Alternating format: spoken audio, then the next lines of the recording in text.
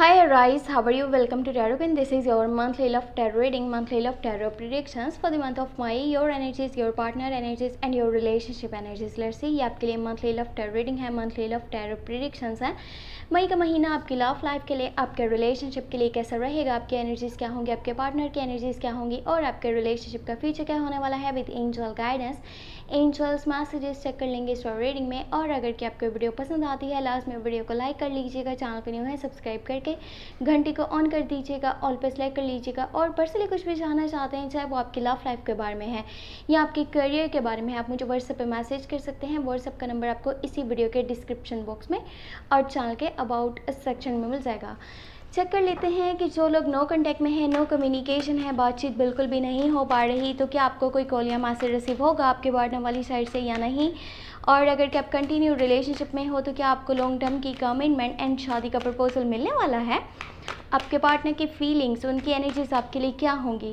और जो लोग ये चाहते हैं कि न्यू लव स्टार्ट हो, न्यू रिलेशनशिप के चांसेस बन जाएं, तो कैसा पॉसिबल है।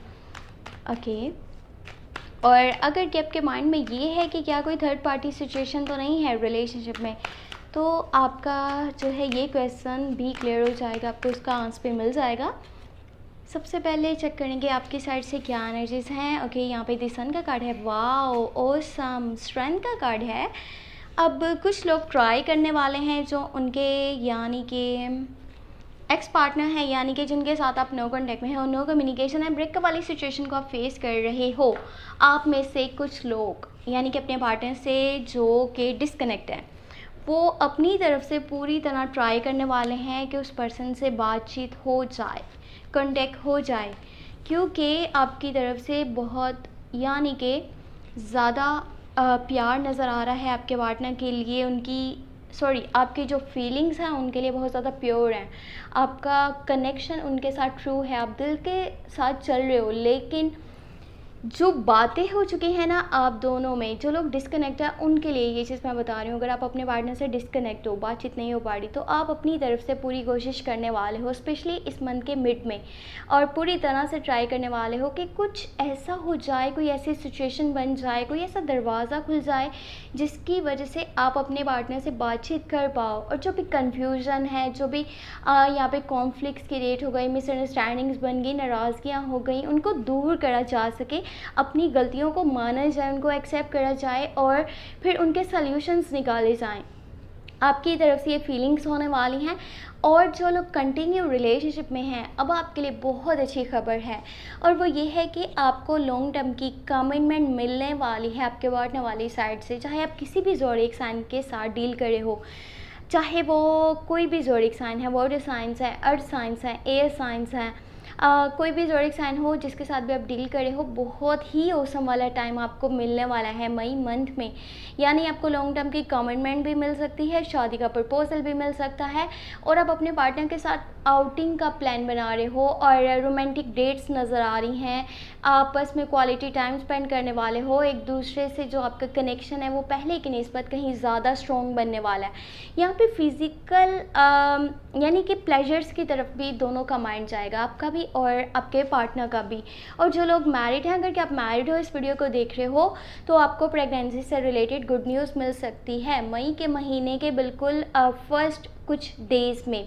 और अगर क्या आप जो है कंटिन्यू रिलेशनशिप में हो, तो बहुत अच्छा टाइम स्टार्ट हो चुका है। अगर आप अपनी फैमिली से बात करना चाहो अपनी शादी के बारे में कि मैं इस पर्सन को पसंद करता हूँ, आप यहाँ पे मेरा रिश्ता ले करके जाएं, तो ऐसा पॉसिबल है कि आपको बहुत अच्छी एनर्जीज मिलेंगी, क्योंकि अभी माहौल ऐसा बन जाएगा कि आपकी बात पूरी हो सकती है, आपके विशेष पूरी हो सकती हैं, आपके ड्रीम्स पूरे हो सकते हैं।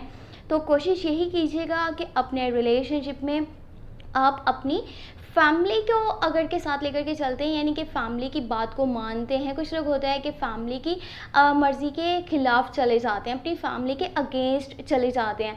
हो सकता है कि आपकी फैमिली आपके बहुत ज़्यादा सपोर्ट में हो, लेकिन कुछ लोगों को ऐसा लगता है कि शायद नहीं, अगर मैंने ये बात करी तो शायद मेरी फैमिली पता नहीं क्या सोचेगी, वो कहेंगे अच्छा ये अपनी मर्ज़ी करना चाहता है, करना चाहती है, तो फिर वो मेरे ख़िलाफ़ हो जाएंगे, मेरा अपनी फैमिली के साथ रिलेशनशिप ख़राब हो जाएगा। तो ऐसा आपके माइंड में नहीं आना चाहिए, और ये मन बहुत अच्छा है। बाकी अब अगर कि उन लोगों की बात करी जाए जो चाहते हैं कि न्यू लव स्टार्ट हो, तो न्यू लव के चांसेस हाई बने हुए हैं और वो पॉसिबल है इस मंथ के मिड में।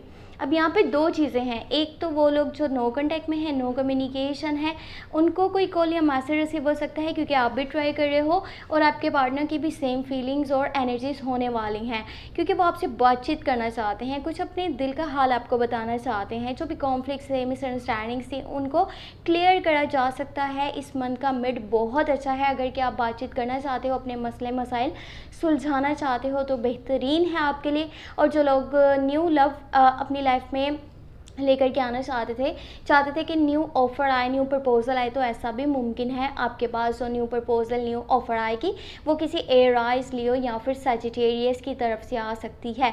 बाकी आपके पार्टनर की जो है ओवरऑल एनर्जीज़ की बात करी जाए तो ये मंथ उनके लिए बहुत ज़्यादा बिजी जाने वाला है। उनका शेड्यूल बहुत बिजी नज़र आ रहा है, काम का काफ़ी बर्डन है उनके ऊपर, काम का बहुत ज़्यादा लोड है जिसकी वजह से वो अपनी हेल्थ को अच्छे से देख नहीं पा रहे, अपनी केयर नहीं कर पा रहे। और हो सकता है कि कुछ लोगों के साथ ऐसा हो कि आपको इस मंथ के लास्ट के डेज़ में आपको आपके पार्टनर वाली साइड से कॉन्टैक्ट अच्छे से नज़र नहीं आए।